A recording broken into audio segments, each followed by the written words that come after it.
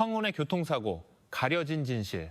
2024년 5월 19일 18시 15분 경기도 북부경찰청 110이 종합상황실에 한 통의 긴급 전화가 걸려왔다. 파주시 금촌동 외곽 둑방길 옆에 한 남자가 쓰러져 움직이지 않는다는 행인의 신고였다. 불과 몇 분 후 교통경찰과 파주경찰서 형사들이 현장에 도착했다. 그들의 눈앞에 펼쳐진 것은 비극적인 풍경이었다. 중년의 남성이 풀밭 옆에 쓰러져 있었고 피가 흥건히 땅을 적시고 있었다. 그의 낡은 오토바이는 몇 미터 떨어진 곳에 넘어져 앞부분이 심하게 부서져 있었고 헤드라이트는 산산조각나 플라스틱과 쇠붙이 파편이 도로 위에 흩어져 있었다. 아스팔트 위에는 10m가 넘는 길고 검은 스키드 마크가 선명했다. 모든 정황은 극심한 충돌이 있었음을 보여주었다. 사고를 낸 차량이 급브레이크를 밟았거나 과속으로 달렸을 것이다.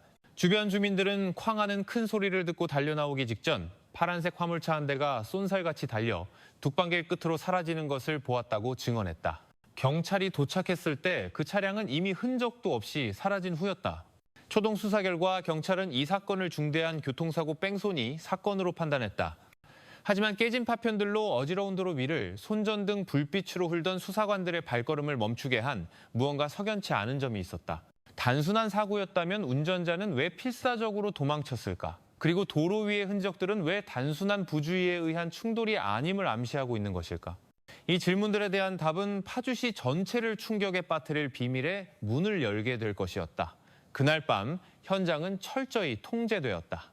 경찰의 손전등 불빛 아래 아주 작은 단서 하나까지도 꼼꼼하게 수색되었다.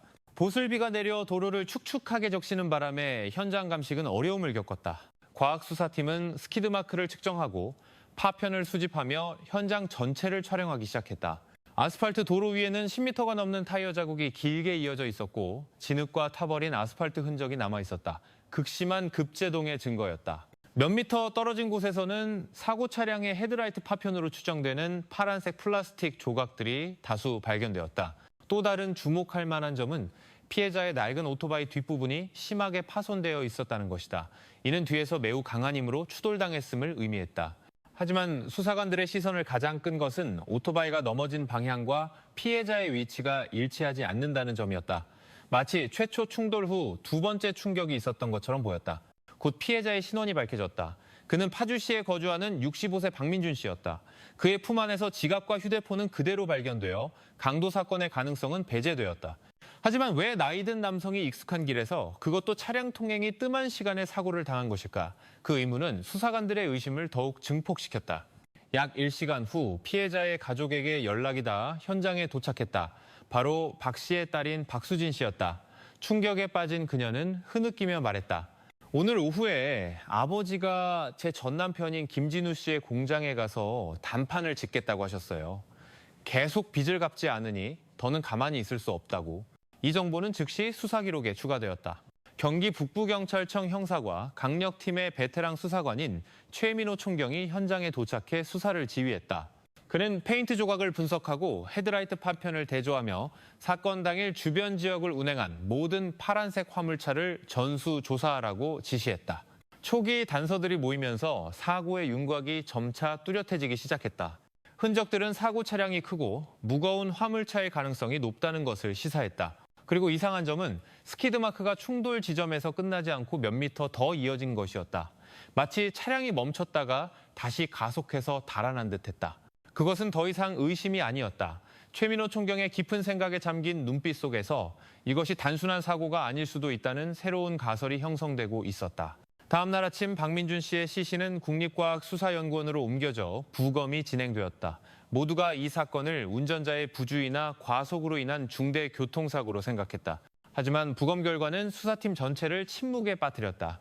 부검을 직접 집도한 법의관 이동욱 박사는 수백 건의 사고를 다뤄온 베테랑이었지만 이번 사건은 그마저도 중간에 손을 멈추고 무거운 눈빛으로 동료들을 바라보게 만들었다.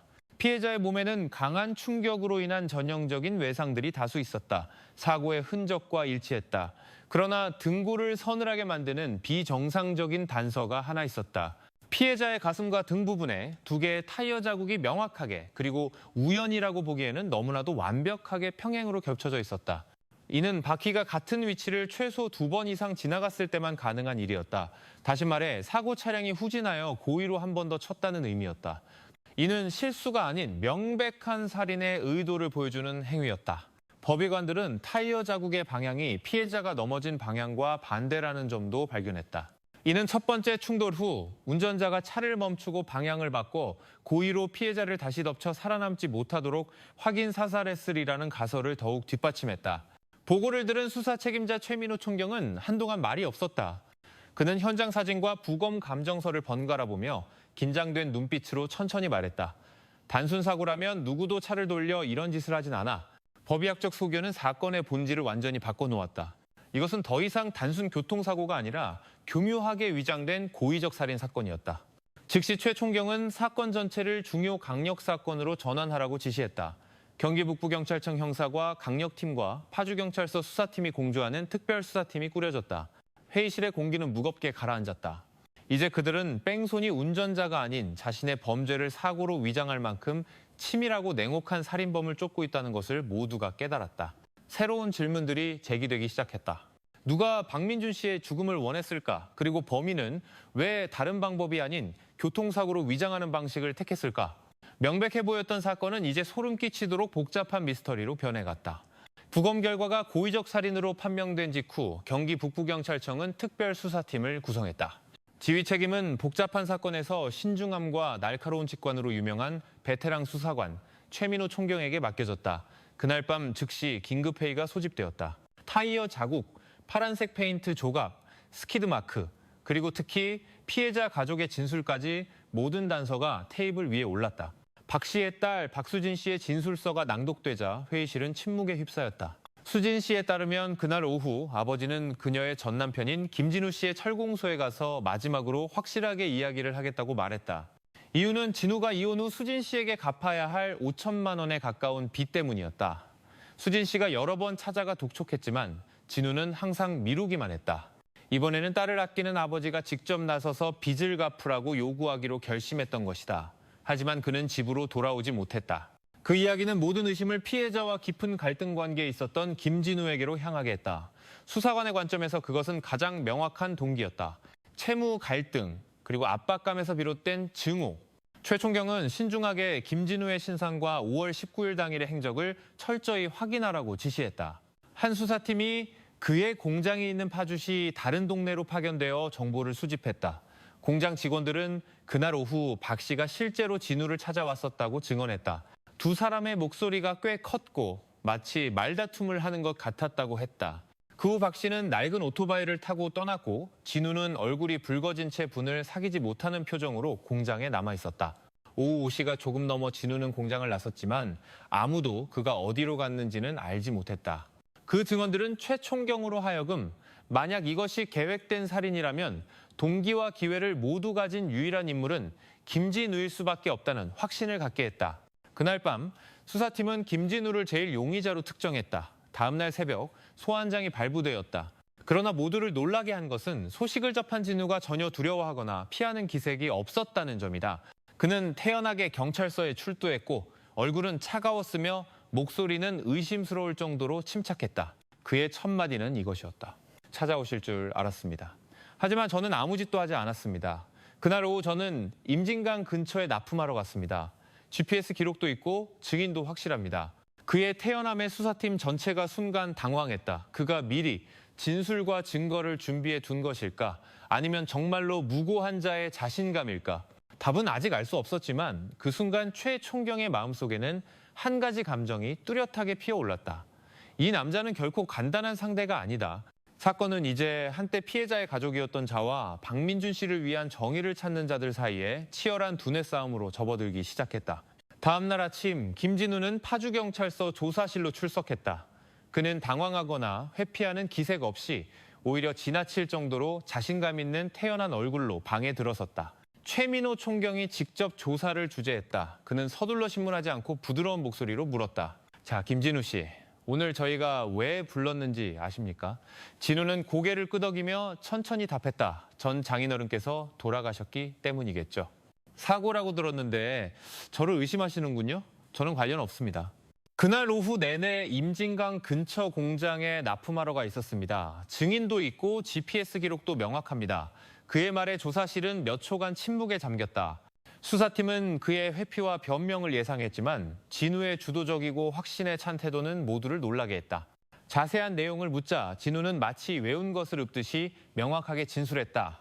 5월 19일 오후 2시 그는 공장을 나와 자신의 1톤 화물차 경기 90바 1234에 철강 제품을 싣고 파주에서 약 20km 떨어진 임진강 근처의 거래처로 향했다.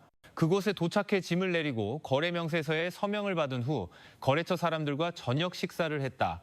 밤 8시가 되어서야 공장으로 돌아왔다고 했다. 자신의 말을 증명하기 위해 진우는 즉시 3가지 증거를 제시했다. 첫째, 증인. 공장 직원들 모두가 진우가 이른 오후에 납품하러 트럭을 몰고 나갔다가 늦은 저녁까지 돌아오지 않았다고 확인했다. 둘째, GPS 위치 정보. 화물차의 블랙박스에서 추출한 GPS 데이터는 진우가 진술한 파주, 임진강 경로와 완벽하게 일치했으며 그곳에서 3시간 이상 머물렀다가 돌아온 것으로 기록되어 있었다. 셋째, 거래 명세서. 임진강의 거래처에서 받은 서명과 직인이 찍힌 명세서에는 거래 완료 시각이 17시 55분으로 명시되어 있었고 이는 그의 진술과 정확히 일치했다. 모든 것이 의심스러울 정도로 완벽하게 맞아떨어졌다. 수사관들이 기록을 재확인했지만 모든 데이터는 사실이었다. 화물차의 위치 신호를 추적해도 차량은 임진강, 파주 경로를 벗어난 적이 없는 것으로 나타났다. 기술적 증거에만 의존한다면 진우는 철옹성 같은 알리바이를 가지고 있었다. 그럼에도 불구하고 최 총경은 여전히 그를 믿지 않았다. 그는 진우의 표정 하나하나를 세심하게 관찰했다. 이 남자는 침착할 뿐만 아니라 모든 것을 미리 준비한 사람처럼 차갑게 자신만만했다. 그날 오후에 납품하러 갔다고 하셨죠. 그 시간 동안 당신 말고 다른 사람이 당신의 트럭을 운전할 수 있었습니까? 아니요. 제 차는 제가 직접 몰고 열쇠는 항상 제 주머니에 있습니다. 진우는 생각할 필요도 없다는 듯 즉시 대답했다. 짧고 단호한 대답. 그리고 바로 그 유창함이 최 총경을 더욱 불안하게 만들었다. 이어진 수사회의에서 팀은 교착 상태에 빠졌다. 모든 물적 증거는 진우가 무고하다고 말하고 있었다. 하지만 동기, 갈등, 그리고 시점은 모두 그를 가리키고 있었다. 한 젊은 형사가 무심코 말했다. 어쩌면 그저 갈등이 있었던 우연일지도 모릅니다. 범인은 다른 사람일 수도 있고요. 최 총경은 말없이 현장 지도를 응시했다. 그의 눈빛은 칼날처럼 날카로웠다. 이 정도로 완벽한 우연은 보통 우연이 아니지. 그 말에 회의실은 다시 침묵에 잠겼다. 그들은 이 사건에 아직 진실을 가리고 있는 또 다른 장막이 있다는 것을 직감했다. 김진우의 알리바이는 절대적으로 견고해 보였지만 바로 그 점이 치밀하게 계산된 음모를 드러내는 첫 번째 실마리였다. 사건은 밝혀지는 듯하다가 예기치 않게 막다른 골목에 다다랐다. 수사팀이 가진 모든 것은 오직 박민준 씨를 살해할 동기와 갈등을 가진 유일한 인물, 김진우를 가리키고 있었다. 하지만 아이러니하게도 그는 돌처럼 단단한 알리바이를 가지고 있었다. 증인, GPS, 거래 명세서라는 3겹의 증거는 절대적으로 일치했다. 과학수사팀이 블랙박스 데이터를 대조했을 때도 시스템은 진우의 화물차가 사건 발생 시간 내내 임진강 파주 경로를 벗어난 적이 없다고 기록했다. 정의가 가까워지는 듯했지만 이제 모든 단서는 안개 속으로 사라지는 것 같았다. 사무실에서 최민호 총경은 책상 위에 펼쳐진 증거도표를 말없이 바라보았다. 수십 장의 보고서, 현장 사진, 감정 결과가 벽에 붙어 있었지만 그 어느 것도 진우가 현장에 있었다는 것을 증명하지 못했다. 그는 동료들에게 나지막이 중얼거렸다. 모든 것이 비합리적일 정도로 합리적이야. 미리 준비하지 않았다면 누구도 이렇게 완벽한 증거를 가질 수 없어. 그 말에 모두가 잠시 멈칫했다. 설마 진우가 알리바이를 만들기 위해 미리 계획했다는 말인가? 하지만 그렇다면 어떻게? 그가 혼자서 동시에 임진강과 금촌동 북방길에 있을 수는 없는 노릇이었다. 수사팀은 수사 방향을 확대하기 시작했다. 그들은 파주시와 인근 지역에서 활동하는 모든 파란색 화물차를 전수조사했다. 자재 운반 차량, 건설 차량, 고물상 차량까지 수백 대에 이르는 목록이 작성되었다.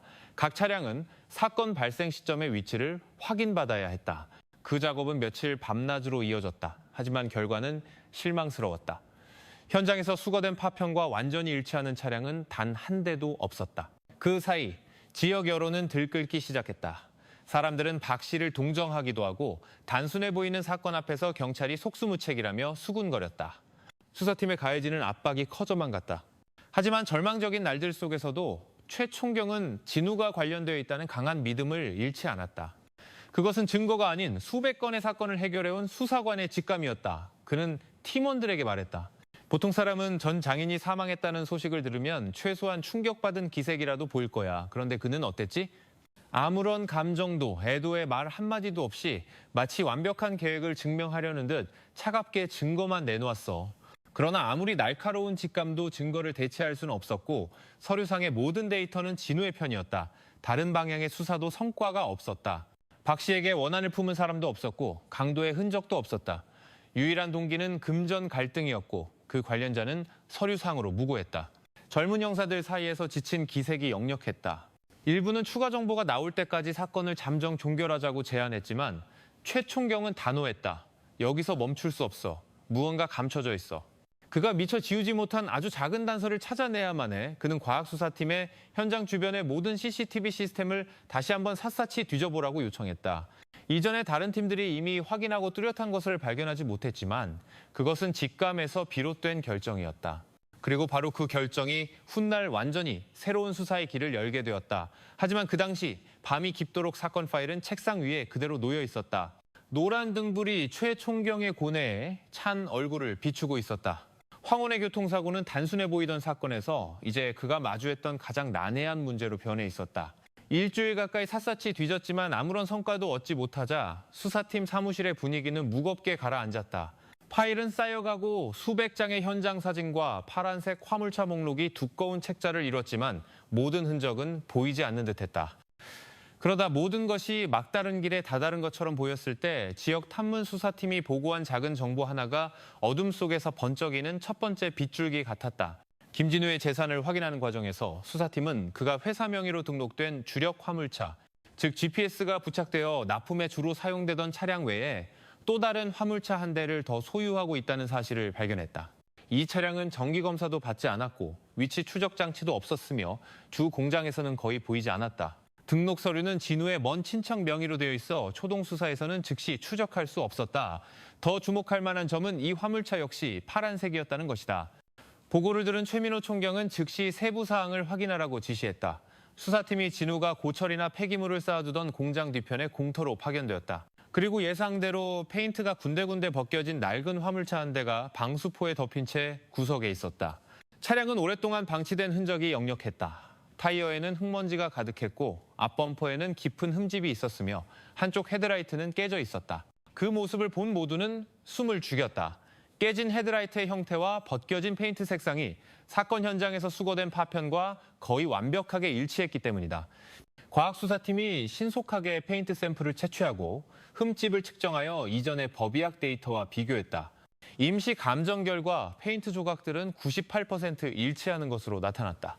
공장에서 한 직원은 이 차가 예전에 진우가 시내에서 고철을 나를 때 사용했지만 최근 몇 달간 운행하는 것을 본 사람이 없다고 진술했다. 그들이 이 차를 마지막으로 본 것은 사건이 발생한 바로 그날 5월 19일 오후였다. 추가 질문에 직원은 망설이며 말했다. 그날 해질녘이었는데 김 사장님이 급한 일이 생겨 큰 차는 못 쓴다고 하셨어요. 이 낡은 차를 꺼내면서 잠깐만 다녀온다고 했는데 저녁에 돌아와 보니 차가 원래 자리에 없더라고요. 다음 날이 되어서야 다시 보였어요. 그 증언에 수사팀 전체가 심장이 멎는 듯했다. 명백했다. GPS도 정기 검사 기록도 없는 낡은 화물차가 사건 당일에 사용되었고 피해자가 추돌당한 시간과 일치하게 사라졌었다. 모든 것이 명확해지기 시작했다. GPS가 달린 차가 진우의 완벽한 알리바이를 위한 방패막이었다면 이 낡은 화물차는 그가 범행에 사용한 실제 도구였던 것이다. 보고를 들은 최 총경은 서류철을 꽉 쥐며 잠긴 목소리로 말했다. 그의 알리바이는 우연이 아니었어. 처음부터 계획했던 거야. 똑같이 생긴 두 대의 차. 하나는 자신의 무고함을 증명하기 위해, 다른 하나는 범죄를 실행하기 위해. 회의실의 분위기는 폭발할 듯했다. 기나긴 암흑 끝에 수사팀은 마침내 사건을 해결할 핵심을 찾아냈다. 하지만 그것은 첫 번째 실마리에 불과했다. 그들은 이 차량이 사건 발생 시점에 현장에 실제로 나타났다는 것을 영상과 명확한 물증으로 증명해야 했다. 이를 위해 최 총경은 명령했다.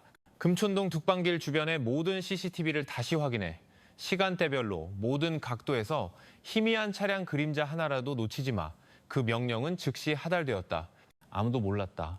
불과 며칠 후 길가의 낡은 CCTV에서 나온 희미한 영상이 김진우의 완벽한 알리바이 연극을 완전히 무너뜨리게 될 것이라는 것을 CCTV 재검토 명령은 그날 밤 즉시 실행되었다. 사건이 발생한 금촌동 둑방길 전체가 구역별로 나뉘었다. 수사팀은 곳곳을 누비며 민가와 길가의 상점문을 두드려 데이터 제출을 요청했다. 그러나 작업은 쉽지 않았다. 둑방길 주변은 원래 인적이 드물고 민가도 띄엄띄엄 있었으며 심지어 CCTV가 고장났거나 사건 발생 시간에 녹화되지 않은 곳도 있었다. 수백 기가바이트의 데이터가 수집되었지만 번호판이나 운전자의 얼굴을 명확하게 담은 영상은 거의 없었다. 하지만 모두가 거의 지쳐갈 무렵 작은 발견 하나가 국면 전체를 바꿔놓았다. 과학수사팀의 한 젊은 형사가 사건 현장에서 약 500m 떨어진 길가 창고의 비디오를 다시 확인하던 중 18시 10분경, 즉 피해자가 쓰러진 채 발견되기 불과 5분 전에 낡은 파란색 화물차 한 대가 쏜살같이 지나가는 희미한 영상을 발견했다. 영상은 선명하지 않았지만 그 차의 오른쪽 헤드라이트가 없고 뒷부분 적재함이 약간 찌그러져 있다는 것을 알아볼 수 있었다. 이는 경찰이 막 찾아낸 김진우의 낡은 화물차와 특징이 일치했다. 그 영상이 회의실에서 재생되자 수사팀 전체가 숨을 죽였다. 영상은 흐릿했지만 크기, 페인트색, 운전석 모양, 그리고 앞부분의 흠집 자국 모두 감정 결과와 일치했다. 최민호 총경이 화면을 가리키며 낮은 목소리로 말했다. 보이나? 저게 두 번째 차야. 그리고 사건 발생 시간대에 정확히 나타났어. 즉시 과학수사팀은 수색 범위를 확대했다. 그 창고 영상을 기점으로 그들은 비록 스쳐 지나가는 장면일지라도 인근 CCTV 데이터를 연결하여 차량의 이동 경로를 추적했다. 프레임 하나하나 초단위로 확대하고 밝기를 조절하며 대비를 높였다. 결과는 놀라웠다. 그 낡은 파란색 화물차는 두 번 더 나타났다. 한 번은 근처 다리 부근에서, 그리고 마지막으로 사건 현장으로 이어지는 길목으로 접어드는 모습이 포착되었다. 18시 20분 이후 차량은 완전히 사라졌고 어느 카메라도 그것이 떠나는 방향을 기록하지 못했다. 기이하게도 바로 그 시간 직후에 주민이 사고를 발견하고 신고 전화를 걸었다. 한 젊은 형사가 조용히 말했다. 카메라 위치와 차량 출현 시간을 비교해보면 이 경로는 박민준 씨가 변을 당한 곳으로 가는 길과 완벽하게 일치합니다. 모든 조각들이 맞춰지기 시작했다. 미등록, 무GPS 차량이 현장에서 수거된 파편과 같은 색상의 페인트를 가졌고 사건 발생 바로 그 시간에 바로 그 길에 나타났다. 최 총경은 짧게 한숨을 쉬었지만 그의 눈은 빛나고 있었다. 그는 김진우의 완벽한 알리바이의 벽이 무너지기 시작했음을 알았다. 카메라는 흐릿할 수 있고 영상은 불분명할 수 있지만 진실은 결코 사라지지 않는다. 단 하나의 프레임일지라도 그것은 잘 짜인 연극 전체의 가면을 벗기기에 충분했다. 그날 밤 모든 비디오 데이터는 봉인되어 국립과학수사연구원으로 보내져 영상 분석 및 화질 개선 작업에 들어갔다. 만약 분석 결과 영상 속 차량이 진우의 낡은 화물차임이 확증된다면 그의 모든 알리바이 계획은 무너질 것이었다. 회의실의 불은 밤늦게까지 꺼지지 않았다. 모두가 지쳤지만 아무도 자리를 뜨지 않았다. 그들은 단 하나의 프레임만 더 있으면 황혼의 교통사고 뒤에 숨겨진 모든 비밀이 빛 앞에 드러날 것이라고 믿었기 때문이다. 2024년 5월 27일 아침 사건 발생 후 거의 열흘이 지난 시점 파주경찰서 조사실은 이른 시간부터 불이 켜져 있었다. 책상 위에는 두꺼운 서류철과 함께 현장 사진, 페인트 감정 결과, 그리고 CCTV에서 추출한 영상 캡처 사진들이 가지런히 놓여 있었다. 김진우가 두 번째로 소환되었다. 첫 번째와 달리 오늘 그는 자신감이 덜한 표정으로 들어섰다. 눈빛은 더 이상 이전처럼 차갑지 않았고 경계심이 섞여 있었다. 아마도 그는 이 사건의 거센 파도가 자신에게 매우 가까이 다가오고 있음을 감지했을 것이다. 최민호 총경이 맞은편에 앉았다. 목소리는 여전히 침착했지만 눈빛은 칼날 같았다. 김진우 씨, 지난번에 조사받을 때 19일 오후에 임진강에 납품하러 갔다고 하셨죠? 네. GPS도 있고 증인도 있고 거래 명세서도 있습니다. 다 확인하셨지 않습니까? 그의 목소리는 여전히 평정을 유지하려 애썼지만 두 손은 서로 꽉 쥐고 있었다. 최 총경은 고개를 끄덕이며 서류철을 여러 먼지 쌓인 낡은 화물차 사진 한 장을 책상 위에 올려놓았다. 앞부분이 찌그러진 사진이었다. 이 차 알아보시겠습니까? 진우는 흙을 보고 즉시 답했다. 제 낡은 차입니다. 오래전에 버려둬서 운행 안 한 지 꽤 됐습니다. 그런데 왜 여러 직원들이 사건 당일 오후에 당신이 이 차를 모는 것을 봤다고 할까요? 질문은 느리게 울렸지만 진우를 움찔하게 만들기엔 충분했다. 그는 몇 초간 침묵하다가 화제를 돌렸다. 그들이 착각했겠죠. 그 차는 고장 났습니다. 저는 철강제를 납품하러 큰 차를 몰았지. 고철이나 나를 시간은 없었습니다. 최 총경은 대답하지 않고 다른 사진 한 장을 꺼냈다. 길가 창고의 CCTV에서 잘라낸 사진이었다. 흐릿했지만 오른쪽 헤드라이트가 없고 적재함이 찌그러진 낡은 파란색 화물차임이 분명했고 첫 번째 사진의 차와 똑같았다. 그는 조용하지만 단어 하나하나에 힘을 실어 말했다. 카메라는 거짓말을 못합니다, 김진우 씨. 이것은 당신의 차가 피해자가 발견되기 불과 5분 전에 현장 주변을 지나가는 영상입니다. 이제 와서도 관련이 없다고 하시겠습니까? 방 안은 숨막히는 정적이 흘렀고 오직 책상 위를 규칙적으로 두드리는 펜 소리만 들렸다. 진우는 화면을 쳐다보았다.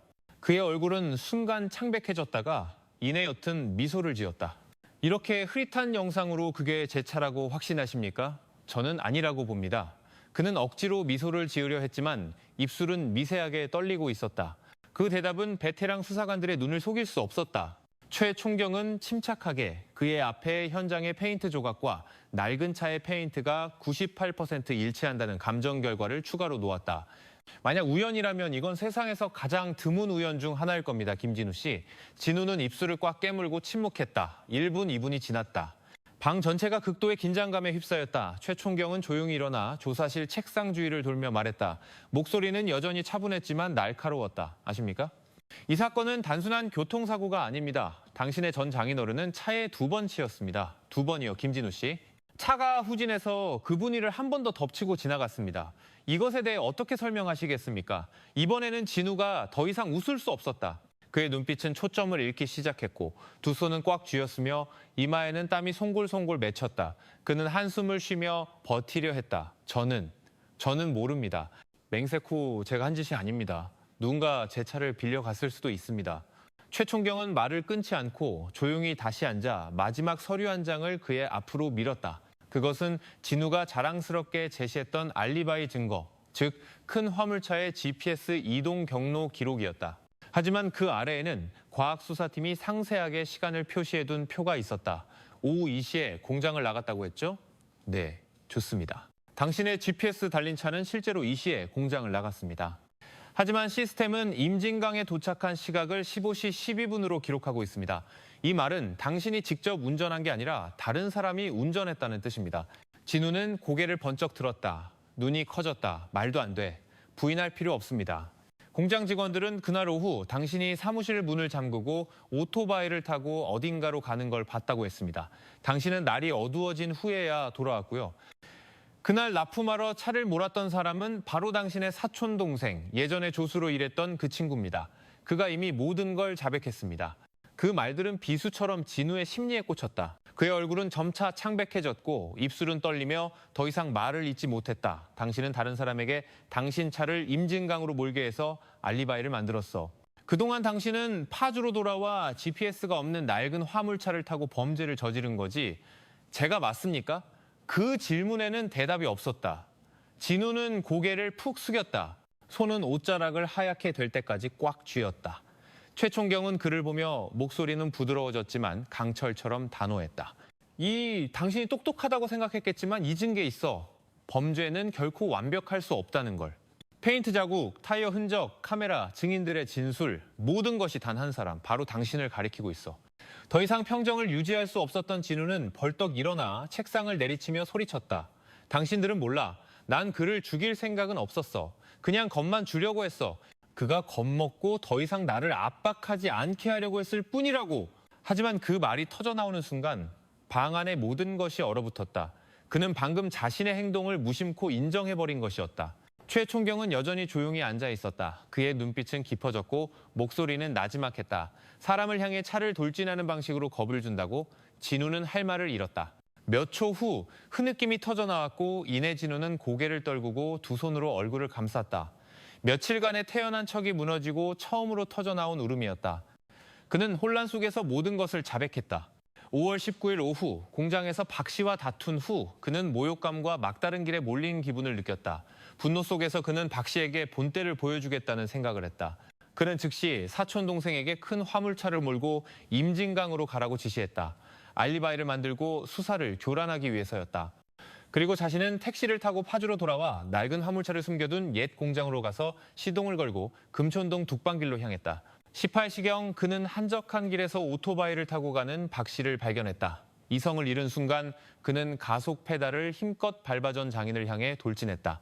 첫 번째 충돌 후 박 씨가 쓰러졌지만 진우의 머릿속에는 단 하나의 생각만 맴돌았다.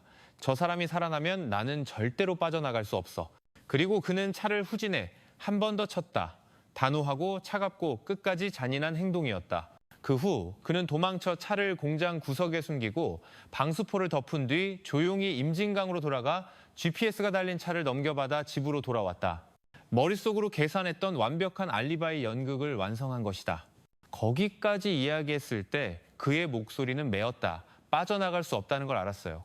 하지만 그 순간 저는 이성을 완전히 잃었어요. 그가 계속 저를 욕하고 비겁한 놈, 빚도 못 갚는 놈이라고 말하는데 더는 참을 수가 없었어요. 조사실은 침묵에 잠겼다.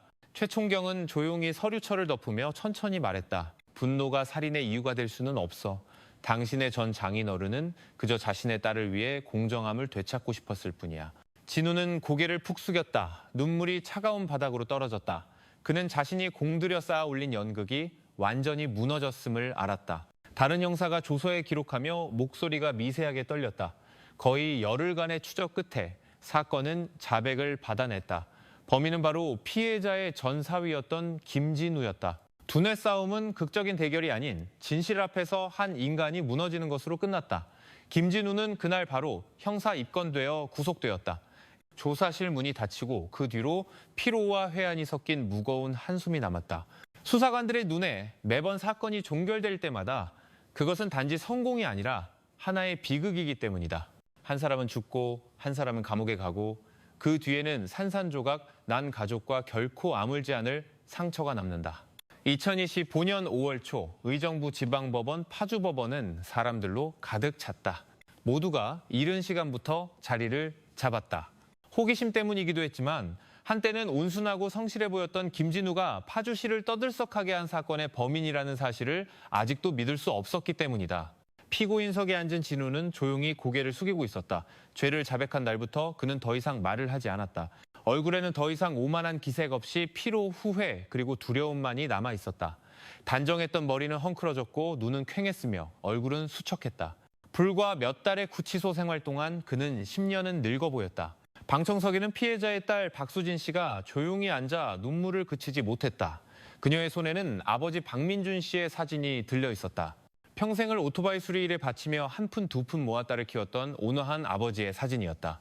누구도 딸의 빚을 받아주려던 것 때문에 그가 그렇게 억울한 죽음을 맞이할 것이라고는 상상하지 못했다.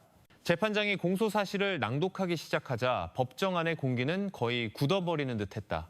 첫 번째, 충돌부터 후진하여 피해자를 다시 덮친 순간까지 사건의 모든 세부 사항이 다시 언급되었다.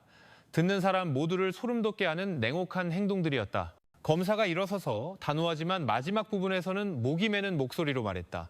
피고인 김진우는 금전 갈등, 탐욕, 그리고 증오심으로 인해 고의로 사람을 살해한 후 자신의 범죄 행위를 은폐하기 위해 현장을 위장했습니다. 이러한 행위는 극도의 잔혹함, 치밀함, 그리고 인간 생명에 대한 경시를 보여줍니다.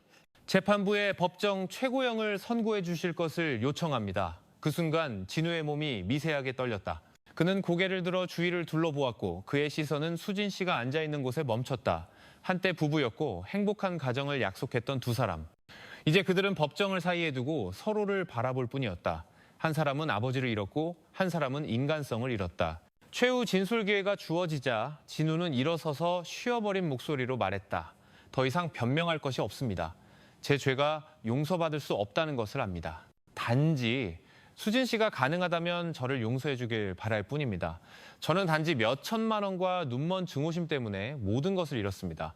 법정은 침묵에 잠겼다. 수진 씨는 얼굴을 감싸고 흐느껴 울었다. 아는 사이가 아닌 방청객들조차 눈물을 참지 못했다. 그들은 이것이 단지 살인범에게 내려지는 판결이 아니라 운명과 돌이킬 수 없는 실수에 대한 판결임을 이해했기 때문이다. 재판부는 수개 끝에 김진우에게 흉악하고 계획적인 살인 혐의로 무기징역을 선고했다. 무기징역이라는 말이 적막한 공간에 차갑게 울려 퍼졌다. 진우는 주저앉았다. 어깨가 심하게 떨렸다. 아무리 치밀한 계획과 교활한 계략도 결국 정의를 이길 수는 없었다. 재판은 끝났지만 그 여우는 많은 이들에게 깊은 인상을 남겼다. 한 늙은 아버지는 정의와 도리가 사람의 마음을 움직일 수 있다고 믿었기 때문에 목숨을 잃었다. 한 딸은 아버지를 잃고 한때 남편이었던 사람마저 잃었다. 그리고 한 남자는 돈과 이기심 때문에 자신의 인생을 막다른 길로 몰아넣었다. 재판 후 기자들이 소감을 묻자 최민호 총경은 짧게 한마디 했다. 이 사건은 제 경력에서 가장 슬펐던 사건 중 하나입니다. 어려워서가 아니라 너무나 아팠기 때문입니다. 한 아버지가 떠나고 한 아들이 지옥으로 떨어졌습니다. 단지 빚 때문에요. 그 대가는 양쪽 모두에게 너무나 컸습니다. 그 사건을 목격했던 사람들은 아직도 금촌동 둑방길의 그 운명적인 오후를 잊지 못한다. 그날의 태양은 마치 피처럼 붉게 타오르다 산 너머로 사라졌다. 마치 김진우라는 사람 안에 선량함이 눈먼 분노 아래 꺼져버린 것처럼. 이 이야기에서 모두가 쓰라린 교훈을 얻었다. 돈이 감정을 지배하게 두면 그것은 사람을 악마로 만들 수 있다. 단 한순간의 충동, 단 1분의 자제력 상실이 한 사람의 인생 전체와 미래, 그리고 사랑했던 사람들까지도 파괴할 수 있다. 만약 그날 진우가 한 걸음 물러서서 분노의 결과를 돌아봤더라면 모든 것이 달라졌을지도 모른다. 박 씨는 여전히 살아있고 수진 씨에게는 아버지가 있으며 그는 여전히 자유로운 사람으로 남았을 것이다. 하지만 그는 증오의 끝을 향해 가는 길을 택했고 결국 법의 가장 엄중한 심판을 받게 되었다. 사람들은 법은 항상 공정하다고 말하지만 가장 무겁게 심판하는 것은 양심이다. 무기징역이 선고되었어도 진우의 후회는 그의 마지막 순간까지 그를 따라다닐 것이다. 그리고 남겨진 이들에게 아버지를 잃고 가족을 잃고 믿음을 잃은 고통은 결코 아물지 않을 것이다. 이야기는 끝났지만 그 울림은 우리 각자에게 경고의 메시지처럼 남아있다. 돈과 빚이 이성을 흐리게 하지 않도록 하라. 분노가 당신을 죄인으로 만들지 않도록 하라. 그리고 범죄를 계획하고 정의의 심판을 피할 수 있다고 절대 생각하지 마라. 카메라는 흐릿할 수 있고 증인은 헷갈릴 수 있지만 진실은 결코 사라지지 않는다. 이른 시일 내에 혹은 오랜 기다림 끝에라도 그것은 빛이 모든 어둠을 비추듯 정의가 도래하듯 결국 드러나게 될 것이다. 수사관들에게 이 사건은 큰 고뇌를 남겼다. 모든 사건 파일 뒤에는 범죄 너머에 항상 인간의 비극이 있다. 탐욕과 자제력 부족, 그리고 한때 가족이라는 이름으로 묶였던 관계의 비극이다. 딸을 위해 빚을 받으러 간 아버지, 책임을 회피하기 위해 살인을 택한 사위, 결국 남은 것은 모두에게 남겨진 고통뿐이었다. 법은 사건을 종결했지만 세상 사람들에게 이 이야기는 인간의 마음, 도덕, 그리고 돈의 진정한 가치에 대한 깊은 교훈으로 남을 것이다.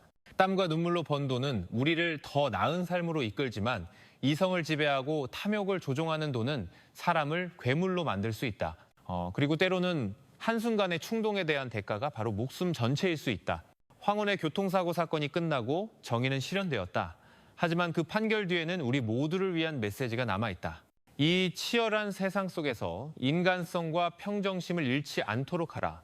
단 한순간 그것을 잃는다면 당신은 가족과 인생, 모든 것을 잃을 수 있기 때문이다.